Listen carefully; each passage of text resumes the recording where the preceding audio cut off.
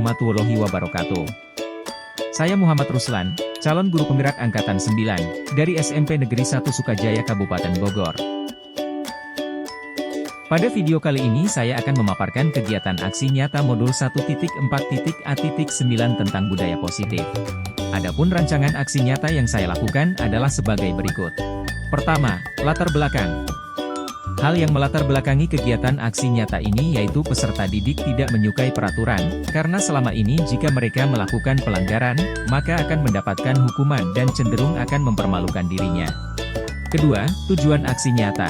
Tujuan aksi nyata yang pertama adalah menciptakan peserta didik yang merdeka dan memiliki disiplin diri yang kuat. Tujuan yang kedua adalah menumbuhkan budaya positif di sekolah, dengan meyakini nilai-nilai kebijakan universal. Ketiga, tolak ukur. Tolak ukur yang pertama adalah, terbentuknya keyakinan kelas melalui kegiatan kesepakatan kelas yang dilakukan oleh guru dan peserta didik. Kedua, peserta didik mampu menerapkan dan menjalankan keyakinan kelas yang telah disepakati. Rancangan aksi nyata yang keempat adalah lini masa tindakan. Pertama, berkoordinasi dengan kepala sekolah sekaligus menyampaikan pentingnya penanaman budaya positif dan keyakinan kelas di sekolah, serta meminta izin untuk mendiseminasikan dengan rekan guru di sekolah. Kedua, mengumpulkan rekan guru untuk melakukan diseminasi pemahaman materi budaya positif tentang keyakinan kelas dan segitiga restitusi. Ketiga, berkoordinasi dengan rekan guru dan wali kelas untuk membuat keyakinan kelas di kelas masing-masing. Keempat, memantau, merefleksi dan mengevaluasi keyakinan kelas yang telah dibuat. Rancangan aksi nyata yang kelima adalah dukungan yang dibutuhkan. Dukungan yang pertama adalah dari kepala sekolah, rekan guru, serta peserta didik agar tindakan yang telah disusun dapat dilakukan secara lancar dan menyeluruh. Dukungan yang kedua adalah sarana-prasarana penunjang untuk menumbuhkan budaya positif di sekolah. Dan dukungan yang terakhir adalah orang tua atau wali peserta didik untuk membantu membiasakan budaya positif di rumah. Berikut ini merupakan kegiatan diseminasi mengenai pemahaman dan pengalaman penerapan budaya positif yang saya lakukan di sekolah.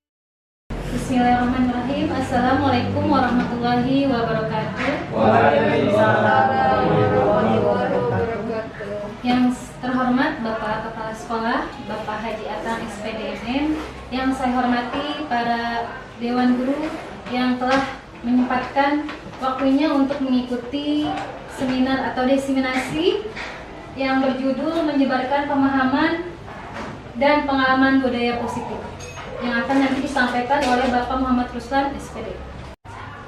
Pertama-tama marilah kita panjatkan puji serta syukur kita kepada Allah Subhanahu wa taala yang telah memberikan kita beribu-ribu nikmat.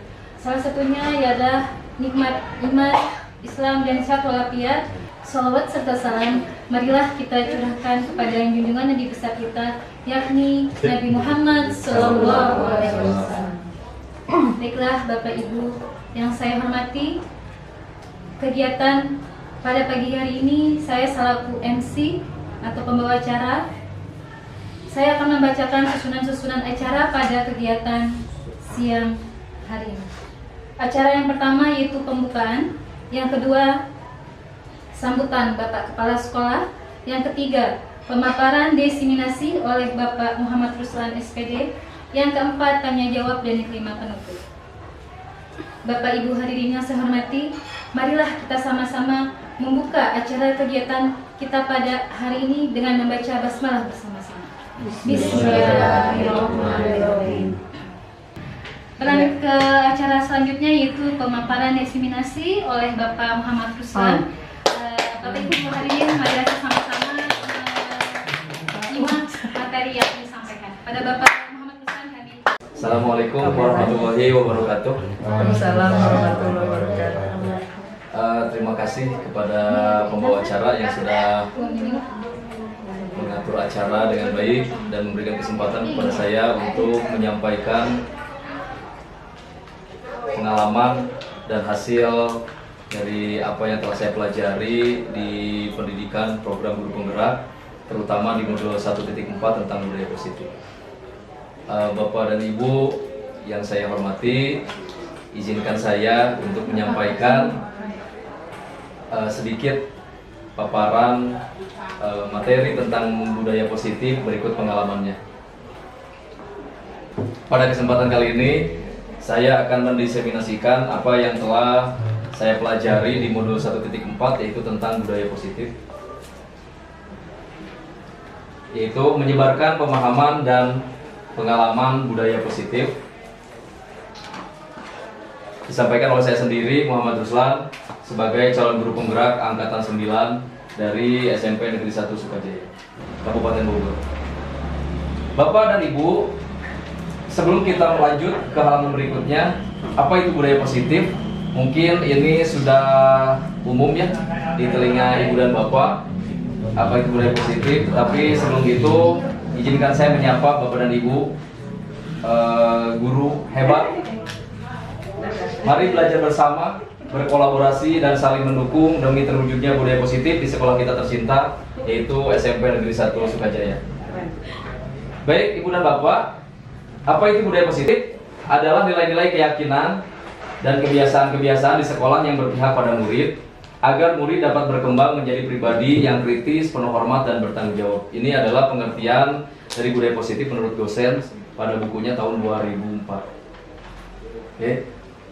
Bapak dan Ibu, terkait dengan budaya positif, itu ada 7 konsep utama. Yang pertama adalah perubahan paradigma belajar, yang kedua disiplin positif, yang ketiga kebutuhan dasar manusia, yang keempat motivasi perilaku manusia, yang kelima posisi kontrol institusi, yang keenam keyakinan kelas, dan yang ketujuh yaitu segitiga restitusi. Kita akan jelaskan satu persatu dari ketujuh konsep utama model budaya positif ini. Ya, yang pertama adalah perubahan paradigma belajar.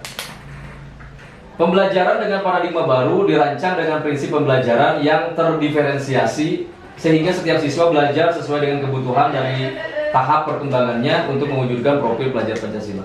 Tujuan akhirnya dari pembelajaran ini adalah menciptakan pelajar atau peserta didik yang memiliki karakter, yaitu profil pelajar Pancasila, yang saat ini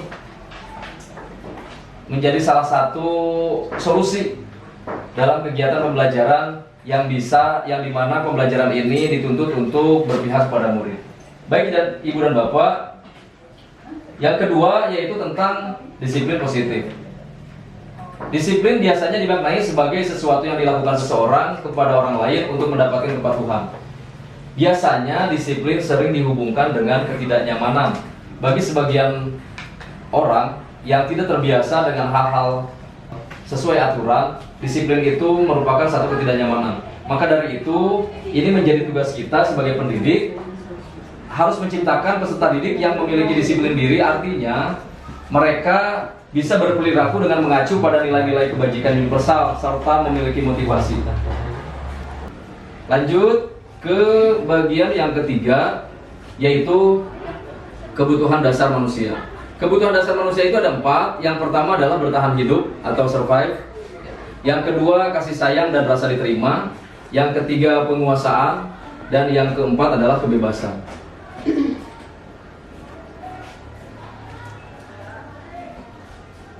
Yang keempat, motivasi perilaku manusia. Nah, motivasi merupakan dorongan yang timbul pada diri seseorang secara sadar atau tidak sadar untuk melakukan sesuatu tindakan dengan tujuan tertentu.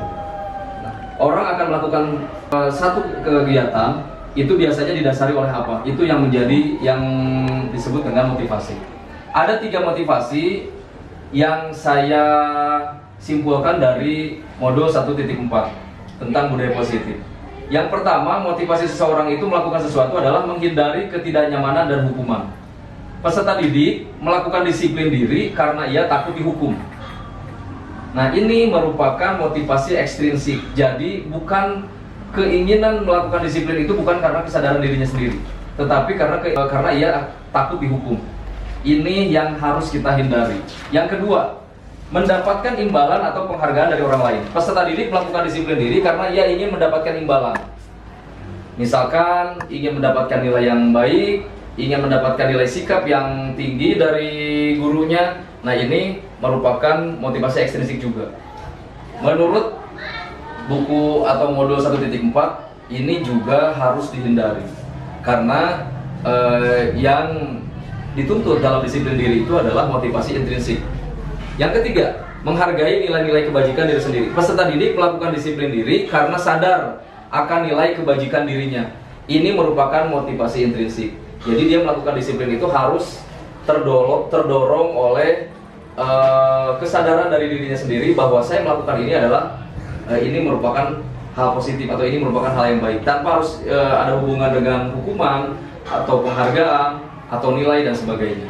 Oke, itu Ibu dan Bapak. Yang keempat dan yang kelima, ini ada dua konsep disiplin. Ada konsep disiplin identitas yang gagal, ada yang sukses. Konsep disiplin dengan identitas gagal itu ada dua, yaitu hukuman dan penghargaan. Menurut modul 1.4 tentang budaya positif, pemberian hukuman ini merupakan konsep disiplin yang gagal. Meskipun disadari atau tidak, kita sering melakukan itu. Kenapa dikatakan gagal? Karena dengan hukuman, implikasinya adalah akan menimbulkan merasa diri yang menyakitkan, tidak nyaman. Peserta didik takut, ada kemungkinan untuk memaksa. Terus peserta didik juga menyembunyikan kesalahan, berbohong. Ya, peserta didik menjadi rendah diri. Yang tidak boleh itu rendah diri. Kalau rendah hati boleh. Rendah diri itu dia merasa minder, dia merasa terkucil dari kawan-kawannya. Nah, ini yang harus kita hindari. Karena ini fatal akibatnya kalau peserta didik sudah menjadi merasa rendah diri. Dia akan tidak percaya diri untuk melakukan apapun. Kesananya adalah secara kejiwaan dia akan terguncang. Ini untuk yang peserta didik menjadi rendah diri. Penghargaan sebetulnya adalah kita niatnya tadinya memberikan atau mengapresiasi atas kebaikan peserta didik atau atas apa yang sudah dilakukan oleh peserta didik. Tetapi ini juga menurut Gosens ini tidak efektif. Ya, menurut pandangan Ki Hajar Dewantara juga ini tidak efektif. Kenapa? Karena merusak hubungan. Merusak hubungan itu apa? Jadi akan menimbulkan rasa iri. Misalkan di satu kelas, anak ini selalu mendapatkan penghargaan dari dirinya. Nah, anak yang tidak pernah mendapatkan penghargaan, dia menurut Ki Hajar Dewantara itu akan timbul rasa iri. Meskipun di lapangan kita mungkin bisa saja, itu kan untuk memotivasi. Nah, ya. Ini tergantung kita di lapangan seperti apa bentuk ya kemasannya untuk memberikan penghargaan kepada peserta didik. Terus mematikan kreativitas. Kenapa disebut mematikan kreativitas? Karena anak tersebut selalu melakukan sesuatu itu dengan dorongan atau dengan motivasi, saya akan mendapatkan penghargaan, saya akan mendapatkan imbalan dan sebagainya. Jadi dia tidak kreatif. Kita bisa memperlakukan peserta didik itu dengan dua cara. Yang pertama adalah konsekuensi. Konsekuensi itu sebetulnya penguatan jangka pendek. Jadi pada saat itu saja. Nah, terus perlu monitoring berkelanjutan. Ini nilai kurangnya dari konsekuensi ya. Adanya stimulus dan respon. Terus peserta didik menghormati peraturan, kehilangan waktu untuk memenuhi kesalahan. Ini konsekuensi. Kalau restitusi itu apa? Restitusi itu adalah penyelesaian masalah sebetulnya atau pengembalian haknya ketika anak tersebut dikenai masalah, baik itu dia sebagai pelaku maupun dia sebagai korban. Itu restitusi. Apa yang dicapai dari restitusi? Peserta didik bertanggung jawab untuk perilakunya. Jadi meskipun dia melakukan kesalahan, dia akan menyadari bahwa dia itu melakukan kesalahan dan dia akan mencari solusi tentang kesalahan yang dia lakukan. Itu terus fokus pada pemecahan masalah jangka panjang. Peserta didik menghormati dirinya dan orang lain, adanya teori kontrol. Dirinya memegang kontrol. Diri siapa? Ya, peserta didik. Lanjut. Ya, konsep disiplin. Ya, dengan pendekatan restitusi adalah sebuah cara menanamkan ya, disiplin pada peserta didik. Pengertian restitusi adalah proses menciptakan kondisi bagi peserta didik untuk memperbaiki kesalahan mereka sehingga mereka bisa kembali kepada kelompok mereka dengan karakter yang lebih kuat. Itu menurut Gosen. Jadi setelah dia melakukan kesalahan ataupun dia menjadi korban dari kesalahan orang lain, dia tidak merasa rendah diri tadi. Ini yang diharapkan dari restitusi. Ciri-ciri restitusi itu adalah yang pertama, bukan menebus kesalahan, tapi belajar dari kesalahan. Yang kedua, memperbaiki hubungan.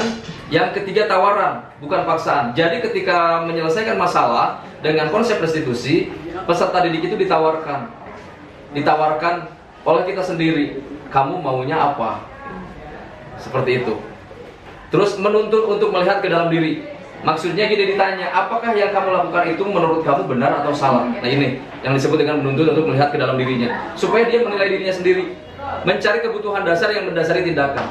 Kamu melakukan itu atas dasar apa? Nah, gitu ya. Fokus pada karakter, bukan tindakan. Gitu. Jadi yang menjadi titik perhatian dalam kasus restitusi itu bukan tindakannya, tetapi karakter dari anak tersebut, bagaimana dia menyadari bahwa yang dia lakukan itu salah, dan bagaimana dia mencari solusi atas kesalahan yang dia lakukan, tetapi dengan tuntunan dari orang dewasa atau guru ya.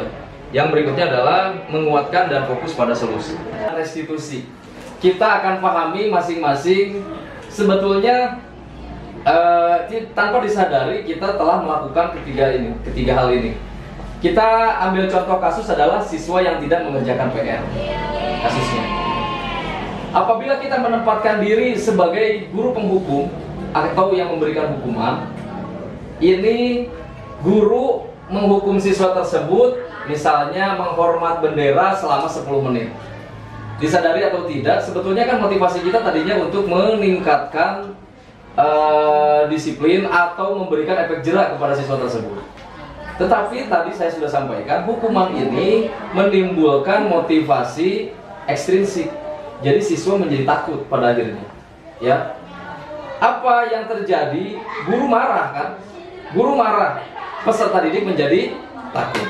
Nah ini yang harus kita hindari di dalam menyelesaikan satu masalah terhadap peserta didik. Kita ambil contoh tadi siswa yang tidak mengerjakan PR.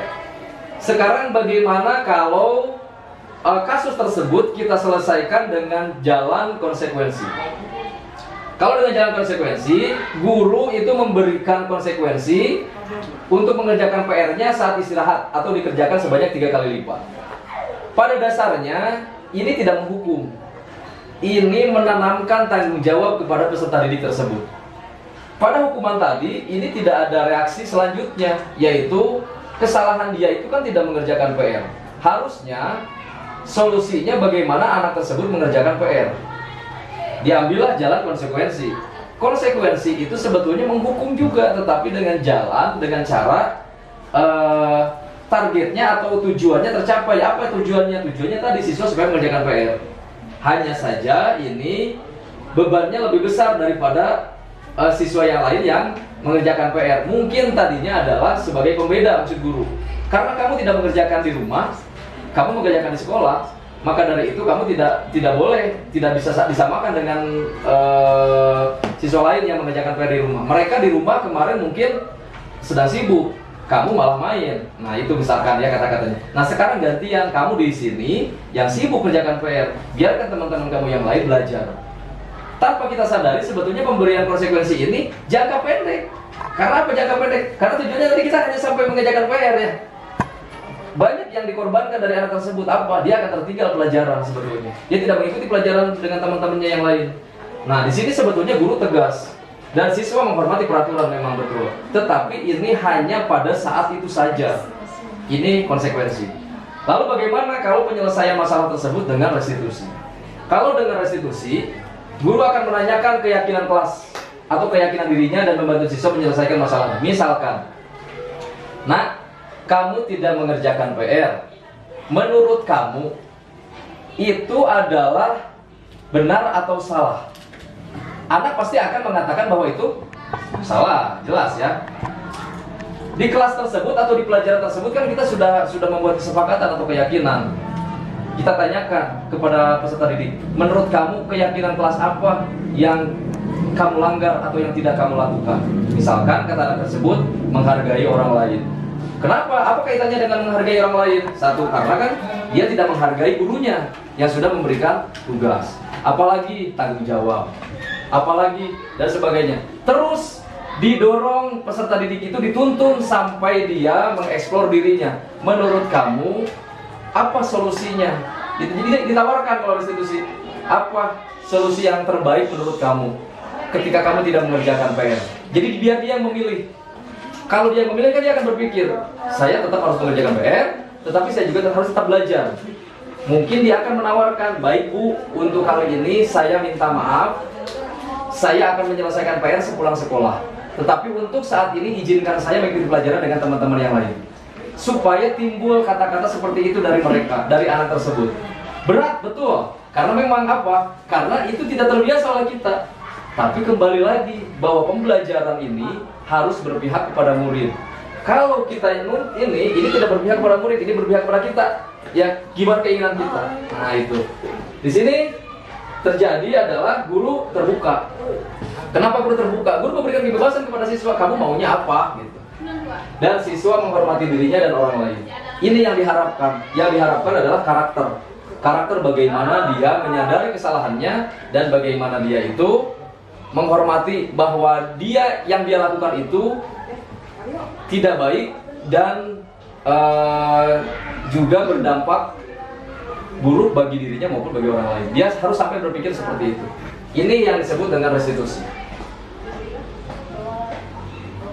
Nah, ini di mana posisi kita di antara 5 posisi kontrol ini? Yang pertama adalah penghukum. Apakah kita ada di sini? Kita yang bisa mengintrospeksi diri kita sendiri. Apakah kita di posisi pembuat rasa bersalah? Apakah di teman, di pemantau, atau di manajer? Ini merupakan posisi yang pernah kita lakukan tanpa disadari atau tidak. Betul, memang Ki Hajar Dewantara mengharapkan yang paling baik itu adalah yang paling tepat itu adalah di sini, di posisi manajer. Di posisi manajer itu dia merangkul semuanya, dia memantau juga, dia juga memposisikan diri sebagai teman, ya guru tersebut sebagai teman kepada peserta didiknya, sehingga peserta didik merasa tidak takut. Itu untuk posisi. Nah, nanti akan kita jelaskan satu persatu ya. Akan kita jelaskan satu persatu. Penerapan posisi kontrol. Nih. Pada contoh kasus, sekarang contoh kasusnya adalah siswa tidak mengenakan atribut lengkap pada saat upacara bendera. Misalkan tidak menggunakan topi, tidak menggunakan dasi, atau tidak menggunakan sepatu yang hitam. Pokoknya tidak sesuai dengan atribut pada saat upacara bendera. Kalau kita di posisi guru penghukum, kita akan mengatakan kepada siswa tersebut, patuhi aturan sekolah, lalu berdiri di depan barisan. Kita menghukum anak tersebut. Ini yang disebut dengan guru penghukum. Tanpa harus dijelaskan, terbayang oleh kita, anak tersebut akan menjadi, ya kita sudah mempermalukan anak tersebut di depan orang lain. Padahal dia melakukan itu mungkin saja tidak dengan ada niat untuk melanggar aturan, hanya karena mungkin terpaksa, atau mungkin tidak ada, atau mungkin ada motivasi lain. Apapun alasannya, kita tidak dibenarkan untuk memposisikan diri sebagai guru penghukum. Lalu misalkan kita ada di posisi pembuat rasa bersalah, kita akan mengatakan begini, berapa kali Bapak harus memberitahu kamu, Bapak kecewa sama kamu. Nah, ini pun sebetulnya hampir mirip dengan guru sebagai penghukum, tetapi dia tidak secara verbal mengatakan bentuk hukumannya, hanya menghukum dari sisi perasaan.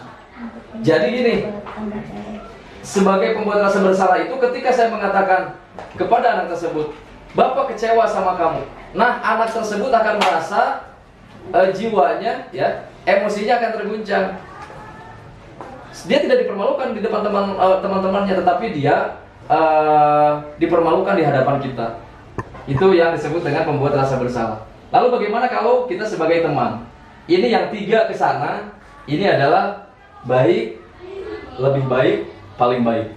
Nah, kalau sebagai teman, kita akan mengatakan kepada peserta didik, ayolah, yang tertib, buat Bapak bangga, kali ini tidak apa-apa kamu melakukan kesalahan.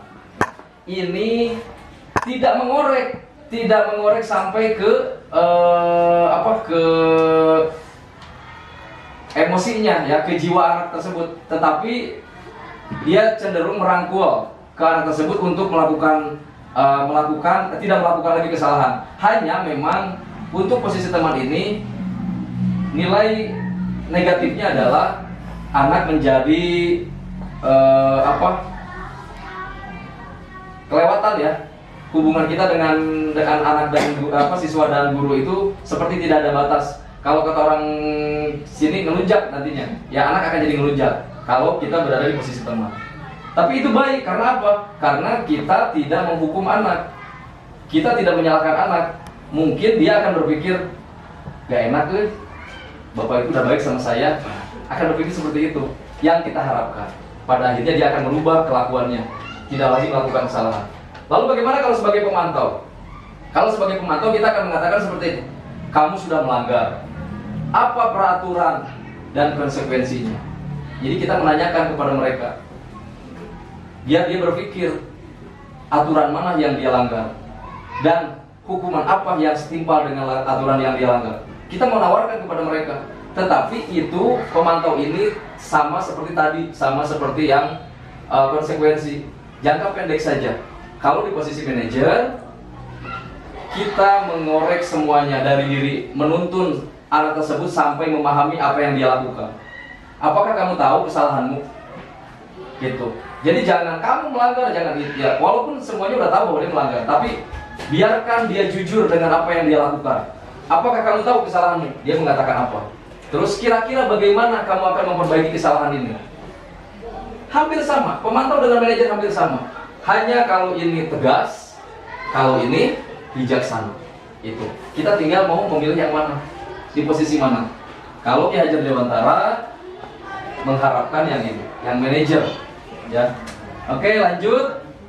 Selanjutnya adalah yang keenam. Dari konsep modul tadi, yang keenam adalah keyakinan kelas. Apa itu keyakinan kelas? Mengapa keyakinan kelas? Mengapa tidak peraturan kelas saja? Beda antara peraturan dan keyakinan. Keyakinan kelas memiliki peran yang lebih kuat dalam memotivasi perilaku positif. Kalau keyakinan itu timbulnya dari diri sendiri, dari dalam dirinya maksudnya. Keyakinan ini lebih dari sekadar aturan. Kalau aturan misalkan begini, dilarang membawa HP. Nah itu aturannya. Tetapi kalau keyakinan kelas itu, implikasi dari dilarang membawa HP itu apa? Jadi supaya anak tersebut berpikir, oh saya dilarang membawa HP itu karena takut ya terjadi hal-hal yang tidak diinginkan, misalkan pencurian atau hal-hal lain misalkan. Nah contoh itu. Terus keyakinan kelas memiliki keunggulan dibandingkan dengan peraturan kelas karena mereka berdasarkan pada nilai-nilai universal, memotivasi perilaku intrinsik, dan menciptakan lingkungan kelas yang positif dan berdaya tahan. Jadi kalau keyakinan kelas itu, contoh begini, dilarang datang terlambat, itu aturannya. Keyakinan kelasnya itu adalah apa? Disiplin, itu keyakinan kelasnya. Tepat waktu, menghargai orang lain, tanggung jawab, itu keyakinan kelasnya maksudnya. Nah, oke, lanjut. Ini adalah contoh ketika saya membuat kegiatan membuat keyakinan kelas 7 ya. Nanti keyakinan kelas ini oleh mereka sendiri. Jadi mereka sendiri, menurut mereka itu apa yang harus ada dan tidak ada di kelas. Ya, ada dan tidak ada yang harus ada dan tidak ada, harus dilakukan dan tidak dilakukan di kelas. Ini. Jadi kalau keyakinan kelas, kalau peraturan kelas itu biasanya dibuat oleh kelasnya atau lagi kelasnya. Tapi kalau keyakinan kelas berdasarkan kesepakatan bersama. Lanjut. Ini bagaimana pembentukan keyakinan kelas? Yang pertama lebih abstrak dari peraturan. Ya, lebih abstrak itu ya lebih universal. Terus berupa pernyataan universal dibuat dalam bentuk positif. Tadi tidak ada kata-kata dilarang, tidak ada kata-kata negatifnya. Jangan ribut. Kata-kata jangan, kata-kata dilarang, kata-kata yang negatif yang mengandung makna-makna negatif dihilangkan. Gitu. Tetapi lebih kepada positifnya, misalkan bertanggung jawab, disiplin, jujur, itu keyakinan kelas. Sedikit saja agar mudah diingat, jangan banyak-banyak. Keyakinan kelas jangan banyak-banyak. Karena satu saja itu sudah mencakup beberapa hal. Disiplin sudah mencakup beberapa hal, ya. Sesuai dengan kondisi kelas dan sekolah agar mudah diterapkan. Semua warga sekolah kelas dilibatkan dalam membuat peraturan atau apa keyakinan kelas. Dan yang terakhir adalah segitiga restitusi. Apa itu segitiga restitusi? Tadi sudah ya. Menurut Gosens adalah proses menciptakan kondisi bagi peserta didik untuk memperbaiki kesalahan mereka. Itu. Ada 3 tahap dalam segitiga restitusi. Mengapa disebut segitiga? Karena ada 3 tahap. Yang pertama adalah menstabilkan identitas, yang kedua validasi tindakan yang salah, dan yang terakhir adalah menanyakan keyakinan kelas. Bagaimana penjelasannya? Ya, contoh penerapan segitiga restitusi ya. Contoh kasusnya adalah Rima datang terlambat dengan kondisi yang berantakan. Berantakan itu maksudnya karena dia lari cepat-cepat mungkin ya. Pakaiannya, bajunya keluar, tasnya pokoknya tidak rapi misalkan. Nabila, ini Nabila ya. Nabila temannya Rima ya. Dia bertanya. Saya kenal. Ya, bertanya kepada Rima. Mengapa? Rima, kamu kenapa berantakan? Orang yang namanya sudah terlambat, yang namanya lagi repot, ditanya, ya kadang-kadang jawabannya tidak sesuai dengan apa yang diharapkan. Atau dia itu, istilahnya gini kasarnya, udah tahu saya terlambat, nanya lagi kan, suka gitu kan, emosi, bawaannya emosi. Nah, padahal emosi itu menjadikan bibit-bibit pertengkaran, pada akhirnya Nabila jadi tersinggung. Nah, Rima tersinggung dengan pertanyaan Nabila. Kenapa kamu berantakan? Kenapa kamu terlambat dan berantakan? Rima itu ketakutan. Nabila mengatakan, kamu sih tidurnya terlalu malam, kamu sih main game terus, kamu sih. Nah itu yang dia takutkan. Jadi akhirnya dia sebelum Rima mengatakan sesuatu baru nanya kenapa kamu terlambat dan berantakan. Dia sudah tersinggung duluan. Dia malah marah-marah. Apa sih? Apa urusan kamu dan sebagainya. Menantang temannya itu. Menantang di sini maksudnya gini. Apa kamu? Emang kalau saya terlambat, masalah buat kamu, masalah buat teman-teman kamu, dan sebagainya. Nah itu menantang ya. Hingga terlibat adu mulut, ya. Adu mulut cekcok ya, cekcok adu mulut Pak Purwo ya. Cekcok. Hampir mereka berkelahi. Nah ini kasusnya. Tadi ada 3 tahapan. Yang pertama menstabilkan identitas. Ini perkelahian mereka itu didengar oleh temannya yang lain. Dilaporkanlah kepada wali kelas. Posisi kita sebagai wali kelas atau sebagai guru harus bagaimana? Ini kita gunakan 3 tahap restitusi. Yang pertama adalah menstabilkan identitas. Kita tanya dulu Rimanya. Tanya begini, menurut Rima, perbuatan yang Rima lakukan tadi pagi itu benar atau salah? Meskipun kita tahu dia datang terlambat, dia marah-marah, itu kita tahu dia itu sudah melakukan kesalahan. Tapi kita jangan menghakimi dia, jangan menghukum dia dengan kesalahannya dia sendiri. Tapi kita tanyakan dulu kepada Rima. Rima, menurut kamu nih, menurut pandangan kamu, yang kamu lakukan tadi itu benar atau salah? Itu akan ada 2 kemungkinan. Mungkin dia akan langsung menjawab jujur, ya saya salah. Tapi ada kemungkinan juga dia akan membela diri. Enggak Bu, enggak Pak, Nabila yang mulai duluan. Nah begitu kan? Nah, tapi kita langsung tenangkan Rima dengan menyampaikan tidak apa-apa. Kalaupun Rima tadi melakukan kesalahan, misalkan Rima tadi nolak, enggak, saya enggak, menurut saya enggak salah. Saya tadi mencoba datang dengan supaya tidak terlambat, makanya saya berantakan Bu, misalkan, makanya baju saya sampai keluar Bu. Si Nabila tuh yang ngomong kayak gitu ke saya jadi emosi. Meskipun dia membela diri, kita tetap harus stabilkan dia. Ya. Menstabilkan identitas. Artinya supaya dia itu tetap pada dirinya dia sendiri gitu. Dan pada dasarnya setiap manusia itu memiliki rasa baik gitu ya dalam dirinya. Tidak mungkin anak itu walaupun melakukan kesalahan terus tidak mungkin di dalam dirinya ada sisi baik, tidak mungkin tidak ada ya. Selalu ada sisi baiknya di dalam diri peserta didik tersebut. Makanya kita harus stabilkan dulu. Nah, kita sampaikan ke dia, setiap orang pasti pernah melakukan kesalahan, Rima. Tidak apa-apa. Tidak ada di dunia ini yang sempurna. Kalaupun kamu tadi melakukan kesalahan, Bapak atau Ibu tidak akan menghukum kamu. Ya, Bapak hanya minta kejujuran kamu saja dan penilaian kamu, menurut kamu itu tadi salah atau benar. Kalau kata Rima, enggak, tetap saya enggak salah. Saya tuh datang tadi cepet-cepet Bu, makanya saya berantakan. Sampai teruskan stabilkan lagi sampai dia stabil, sampai dia itu luluh. Iya Rima, tidak apa-apa, mungkin Bapak tidak tahu Rima tadi bangunnya kesiangan mungkin, atau Rima mencari buku-buku pelajaran yang tertumpuk sehingga Rima lupa nyimpennya di mana, dan pada saat mau berangkat sekolah baru dicari mungkin. Nah, Bapak tidak bisa menyalahkan itu. Yang pasti Bapak tadi mendengar ada hal yang tidak baik antara Rima dengan Nabila tadi. Siapapun yang salah, Bapak di sini tidak mencari yang salah, makanya Bapak nanya. Nah, Rima tadi menurut kamu apa yang kamu lakukan itu salah atau tidak atau benar?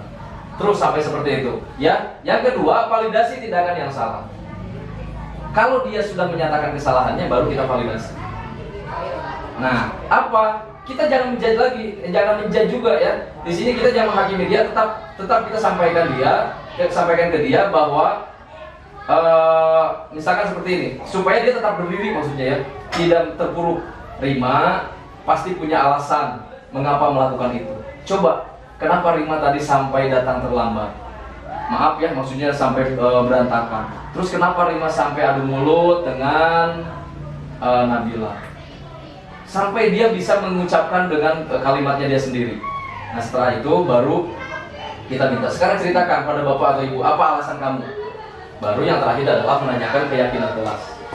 Contoh misalkan begini, kita sudah membuat keyakinan kelas kan Rima ya? Ya Pak, menurut kamu masih ingat gak keyakinan kelas apa saja yang telah kita sepakati? Dia masih ingat kan? Ini.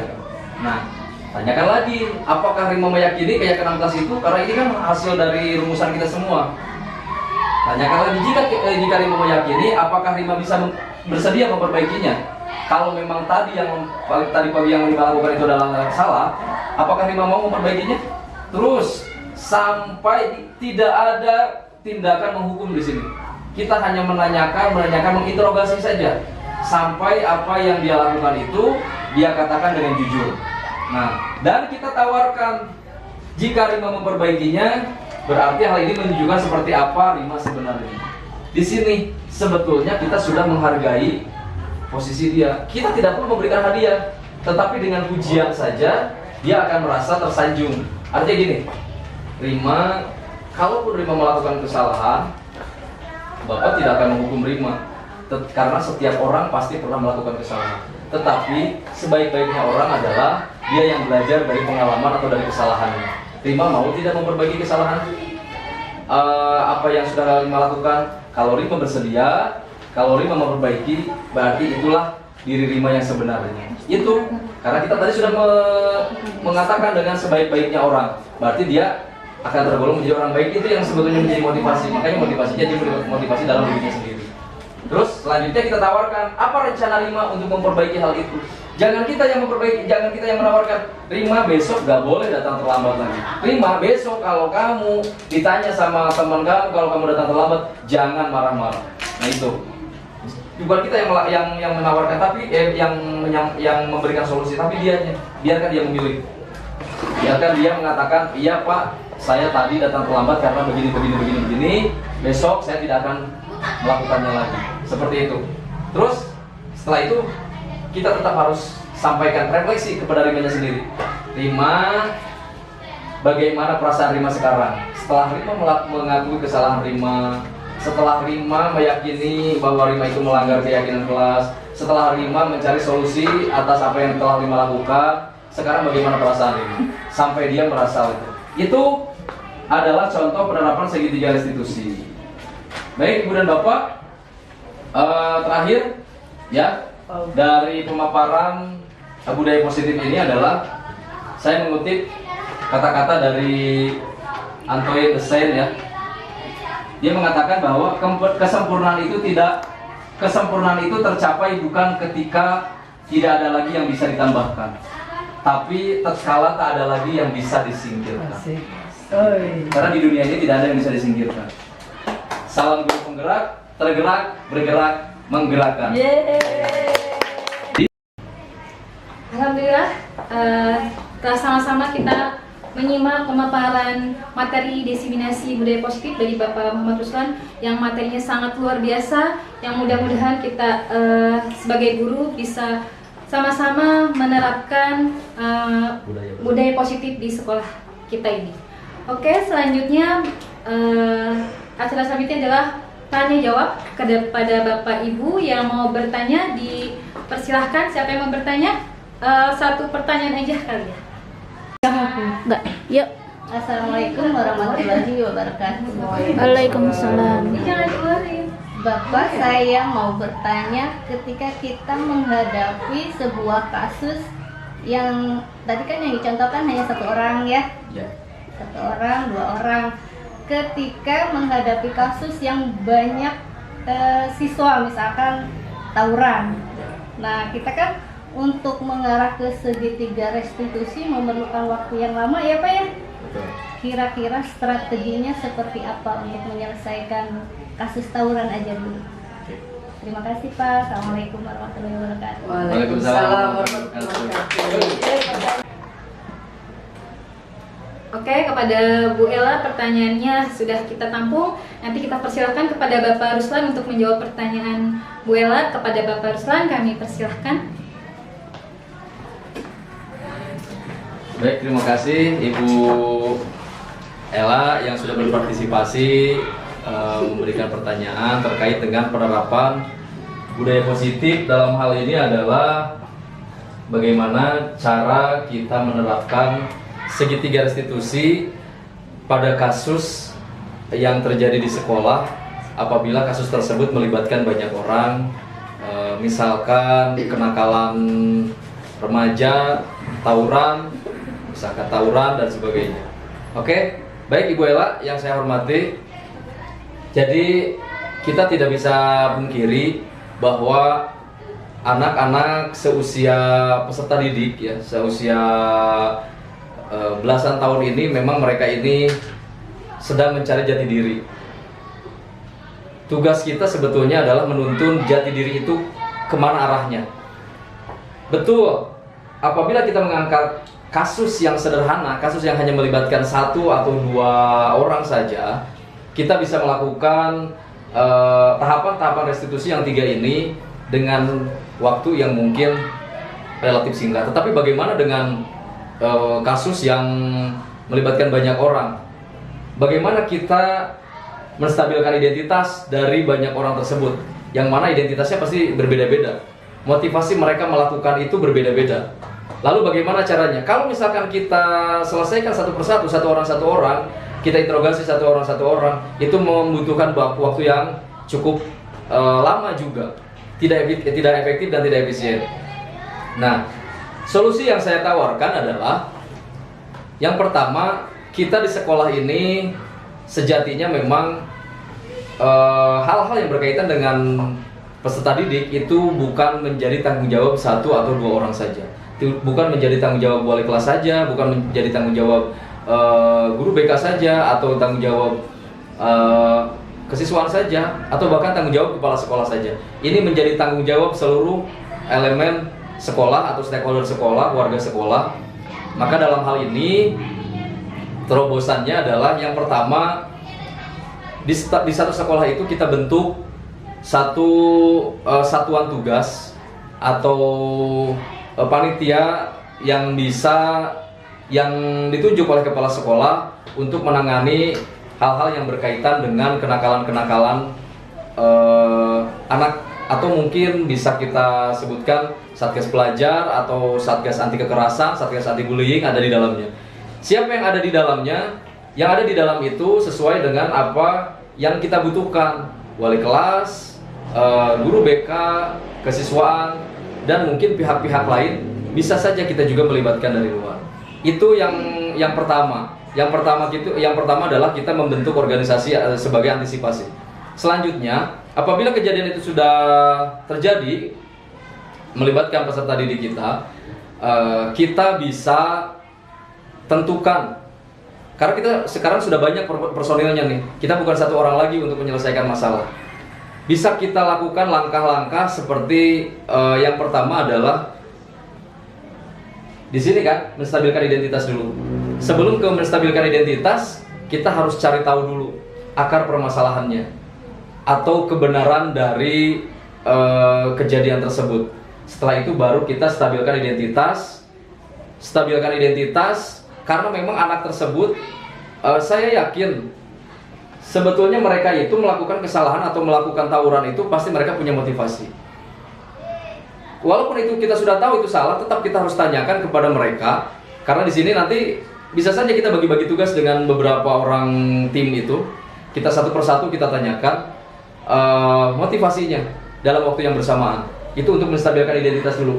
Yang pasti kita jangan menghukum dulu anak sampai anak tersebut dia itu menyadari bahwa yang dia lakukan itu salah dan motivasinya itu apa. Kalaupun dia misalkan tidak mau menyadari, tidak mau membela diri lah katakanlah, tidak mau mengakui bahwa yang dia lakukan itu salah. Contohnya, kami diserang duluan Pak. Nah, kami diserang duluan. Kita bisa olah lagi pertanyaan, kenapa bisa diserang? Tidak mungkin ada asap kalau tidak ada api. Kita bisa sampaikan seperti itu. Terus sampai menstabilkan identitas ini selesai, ke tahap yang kedua dan ke tahap yang ketiga. Kalau misalkan memang ini agak sulit, kita bisa menghadirkan pihak lain, pihak dari luar yang dalam hal ini adalah kompeten dalam menangani kasus-kasus yang berkaitan dengan ini kan sudah meranah ke arah kriminalitas atau kasus hukum. Kita bisa menghadirkan dari kepolisian atau Babinsa atau Babinmas, kita hadirkan di sini. Bukan untuk lagi-lagi bukan untuk menghukum. Kita sampaikan kepada para petugas yang sudah diberikan tugas oleh kesatuannya masing-masing, yaitu tadi dari Koramil atau dari Polsek, bahwa tugas bapak dan bapak-bapak ini kan sebetulnya adalah menertibkan. Nah, bagaimana cara menertibkan itu? Sampaikan. Misalkan kita menyampaikan kepada anak tersebut bahwa dari mulai dampak negatifnya, dari mulai sisi hukumnya, pada akhirnya adalah sampaikan juga kepada mereka, karena itu kewenangan mereka. Kalau menghukum kan kewenangan mereka, bukan kita lari dari tanggung jawab. Kita dampingi tetap. Artinya begini, sampaikan kepada aparat hukum tersebut untuk menyampaikan kepada anak-anak bahwa tindakan kalian itu sudah melanggar aturan. Ada pasal yang menyatakan bahwa itu adalah kriminalitas dan ada hukumnya gitu. Ini bisa saja sampai menjadi hukuman untuk mereka. Itu hanya sebatas untuk di sini mana tadi ya, untuk perbaikan dirinya itu. Jadi tetap jangan langsung kita mengambil langkah siswa itu harus dikeluarkan, siswa itu harus dihukum, apalagi sampai mempermalukan dia di depan teman-temannya. Karena apa? Karena itu tadi, kalau kita berada di posisi sebagai guru penghukum, implikasinya, imbasnya adalah kita akan satu, membuat anak menjadi rendah diri, ya malu, atau mungkin bisa menjadi-jadi kenakalannya, seperti itu. Maka dari itu, yang kita ambil adalah bukan tindakan, tetapi lebih kepada karakter. Misalkan kita sampaikan kepada mereka, daripada kamu tawuran dan sebagainya, kenapa kamu tidak mengikuti ekstrakurikuler saja? Di ekstrakurikuler kamu bisa salurkan kemampuan kamu. Misalkan ekstrakurikuler bela diri, kamu bisa latihan untuk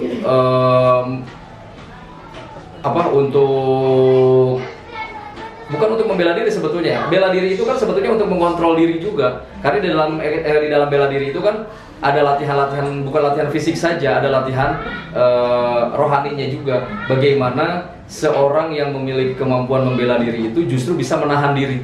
Jadi sampaikan kepada mereka itu, eskul bela diri untuk membela diri, tetapi untuk menahan diri. Pokoknya seperti itu. Yang penting adalah kita menyentuh. Yang kita sentuh adalah dirinya, hatinya. Itu mungkin Bella ya. Jadi kita tidak bisa mengambil mengambil langkah atau solusi hanya dengan satu pemikiran saja atau satu tindakan saja. Kita harus berembuk, kita harus bersama-sama, kita harus ada tim khusus di dalam penanganan ini, dan kita libatkan orang atau pihak yang berkompeten di dalam kasus pelanggaran ini. Ini kalau memang pelanggarannya sudah mengarah kepada kriminalitas, dikeluarkan atau drop out itu adalah solusi terakhir. Nah, Lalu bagaimana kalau anak tersebut memang sudah terbiasa seperti itu? Kita bisa kembalikan kepada orang tuanya. Dalam hal ini bukan dikeluarkan dari sekolah, tetapi kita libatkan juga orang tua. Mungkin saja ini adalah lengah kontrol dari kita, dari pihak sekolah dan dari orang tua. Kita bisa saja beranggapan bahwa sudah di luar jam sekolah itu adalah tanggung jawab orang tua. Nah, bisa kita sampaikan kepada orang tua. Artinya supaya terjalin kerjasama dan komitmen antara kita dan orang tua. Karena biasanya kalau hal-hal seperti ini penyelesaiannya cenderung selalu oleh pihak sekolah. Kita tidak melibatkan orang di luar sekolah yang mungkin punya solusi lebih baik, atau mungkin orang tuanya bisa mengambil langkah yang lebih baik dari apa yang kita pikirkan. Kecuali kalau misalkan memang, kan ini kita tawarkan tadi, kasus untuk menanyakan keyakinan juga kita tawarkan kepada orang tuanya. Ya, jika mau memperbaiki nih, Bapak Ibu mau memperbaiki, kira-kira apa yang akan Bapak Ibu lakukan untuk anak Bapak dan Ibu? Kita tawarkan seperti itu. Kalau misalkan pahitnya mereka mengatakan, saya sudah pusing Pak, keluarkan saja dari sekolah, itu pilihan mereka itu. Ya, tetapi ini harus ada komitmen. Baik Pak, kami akan membina di rumah, kami akan mengontrol. Nah, solusinya supaya tidak lepas kontrol lagi bagaimana? Kita tawarkan lagi gitu. Misalkan gini aja Pak, kita jalin komunikasi antara saya dengan sekolah, misalkan oleh orang tua tuh. Saya akan selalu menanyakan jam pulangnya jam berapa. Terus setelah pulang sekolah ada kegiatan apa lagi dan sebagainya. Kalau misalkan sudah ada jawaban dari ibu dan bapak jam 2:30 pulang sekolah, maka kalau misalkan ada kejadian di luar dari jam 2:30, itu adalah bagian dari kontrol saya. Kalau misalkan sudah terjadi lagi kesalahan, itu adalah kesalahan saya sebagai orang tuanya. Harus sampai ada komitmen seperti itu. Karena kalau diserahkan semuanya kepada sekolah, ya luar biasa. Kita sudah mati-matian mendidik mereka dari pagi. Nah, masa iya sampai malam juga kita yang harus ini? Peran untuk mendidik anak ini, kita itu guru sebagai kalau kata Ki Hajar Dewantara, guru itu ibarat petani, begitu kan ya Bu ya? Iya. Guru itu ibarat petani, hanya menuntun tumbuhnya padi atau tumbuhan sesuai dengan kodratnya dia mau kemana gitu, kita tuntun. Kalau dia berbelok, kita luruskan. Kita bukan menebang pohon, kayak petani tidak menebang pohonnya. Ya, petani tidak menebang pohon kalau belum jadi gitu ya, kecuali kalau misalkan mau regenerasi, mungkin kalau sudah diambil hasilnya. Nah, seperti itu. Jadi petani itu hanya menuntun. Nah, di sini kita juga bisa sampaikan kepada orang tua. Petani itu tugas saya adalah petani, tugas Bapak dan Ibu adalah pemilik lahan. Gitu sampaikan. Tugas saya, betul, saya menjaga tanamannya. Nah, Ibu menjaga lahannya supaya anak tersebut juga ikut selamat. Jadi bukan kami saja, harus dilibatkan ibu dan bapaknya juga, orang tuanya. Ini sebetulnya yang mungkin bisa saja menjadi solusi penawaran saya untuk solusi kasus-kasus seperti kenakalan remaja, kenakalan anak-anak ya. Mungkin ada solusi yang lebih baik dari yang lain, itu pasti karena ini hanya dari pandangan dari sisi saya. Itu saja Ibu Ella, terima kasih atas pertanyaannya. Saya rasa cukup ya Ibu dan Bapak ya untuk pemaparan kita pada hari ini. Untuk selanjutnya saya persilakan kepada pembawa acara untuk menutup kegiatan pada hari ini. Silakan. Doa. Yang baca doa. Alhamdulillah. Oke, baiklah itu jawaban dari Bapak Ruslan. Bagaimana Bu Ella? Sudah puas dengan jawaban dari Bapak Ruslan? Cukup, terima kasih. Oh, cukup. Alhamdulillah. Acara selanjutnya itu adalah penutup. Marilah kita sama-sama tutup pada acara kita pada hari ini dengan membacakan hamdalah bersama-sama. Alhamdulillah. Bapak Ibu, kita beri aplaus untuk Pak Ruslan. Bapak Ibu, sebelumnya saya sebagai pembawa acara pada hari ini mohon maaf bila ada salah kata. Wabillahi taufiq wal hidayah. Wassalamualaikum warahmatullahi wabarakatuh. Waalaikumsalam warahmatullahi wabarakatuh. Assalamualaikum warahmatullahi wabarakatuh. Perkenalkan, nama saya Purwodyo Raharjo.